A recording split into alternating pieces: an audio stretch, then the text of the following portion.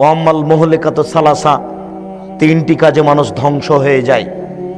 এক, হাওয়ান মুত্তাবা, প্রবৃত্তিকে মেনে নেয় যে সে জাহান্নামে যাবেই। প্রবৃত্তিকে মানে কে? দাড়ি চাচে যে। প্রবৃত্তিকে মানে কে? টাকনো নিচে প্যান্ট পরে যে। প্রবৃত্তিকে মানে কে? দোকানে বসে মানুষের বদনাম গিবাত করে যে। প্রবৃত্তিকে মানে কে? আজান হয়ে যায় তবু মসজিদে যায় না, গল্প জমায় যে। প্রবৃত্তিকে মানে কে? সুদ খায় যে।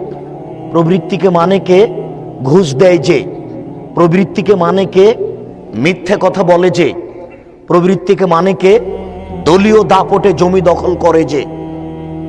দল ক্ষমতাতে থাকলে জমি নিজের হাতে, সেই জমি যে জমির মালিক থাক আর না থাক তাতে আসে যায় না, ও জাহান্নামে যাবেই। প্রবৃত্তিকে মানে যে জাহান্নামে যাবে সে। মাথায় কাপড় দেয় না যে সব মহিলারা, তারা প্রবৃত্তিকে মানে।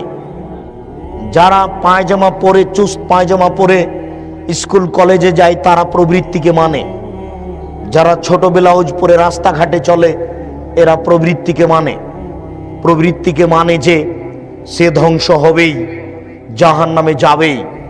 দুই, সহনমতা, কৃপণতাকে মেনে নেয় যে।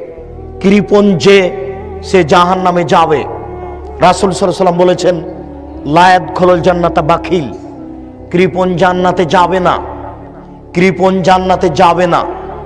রাসূল সাল্লাল্লাহু আলাইহি সাল্লাম সালাতে সালাম ফেরার পূর্বে এবং পরে বলতেন, আল্লাহুম্মা ইন্নী আউযু বিকা মিনাল বুখল, হে আল্লাহ, আমি তোমার কাছে কৃপণতা থেকে বাঁচতে চাই। আল্লাহ, আমি তোমার কাছে কৃপণতা থেকে বাঁচতে চাই। আল্লাহ, তোমার কাছে আমি কৃপণতা থেকে বাঁচতে চাই। অবশ্যই কৃপণতা খুব খারাপ জিনিস, যার ফলাফল জাহান্নাম। কৃপণ জান্নাতে যাবে না।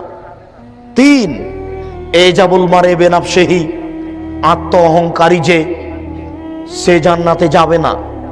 অহংকার করে যে সে জাহান্নামে যাবে। মানুষকে তুচ্ছ দৃষ্টিতে দেখে যে সে জাহান্নামে যাবে। মানুষকে মূল্যায়ন করে কথা বলে না যে সে জাহান্নামে যাবে। মুরব্বীদেরকে মূল্যায়ন করে না যে সে জাহান্নামে যাবে। বিত্তশালীর অহংকার করে যে জাহান্নামে যাবে সে। দলীয় দাপট দেখায় যে জাহান্নামে যাবে সে। যারা এরকম ভাবে চলে তাদের জন্য জাহান্নাম সুনিশ্চিত। তিন শ্রেণীর মানুষ জাহান্নামে যাবে। এক, প্রবৃত্তিকে মানে যে। দুই, কৃপণতা করে যে। তিন, অহংকারী যে। এরা জাহান্নামে